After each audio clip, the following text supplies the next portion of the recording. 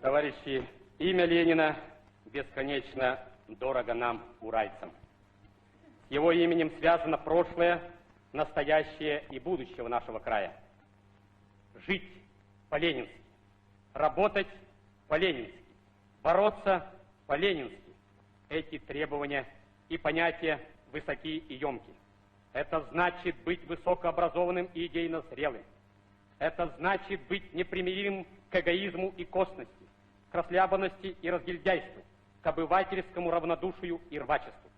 Это значит требовать от себя и от других строжайшего соблюдения дисциплины труда, работать с огоньком, инициативно, с полной отдачей сил.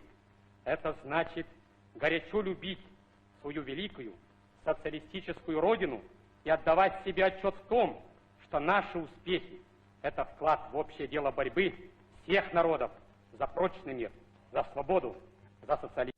Я имею высокую честь выступить здесь, в Конгрессе великой и свободной страны, как впервые за тысячелетнюю историю России всенародно избранный президент, как гражданин великой державы, сделавший свой выбор в пользу свободы и демократии. Коммунистический идол, который сеял повсюду на земле социальную рознь, вражду и беспримерную жестокость, который наводил страх на человеческое сообщество, рухнул. Рухнул навсегда. И я здесь для того, чтобы заверить вас, на нашей земле мы не дадим ему воскреснуть.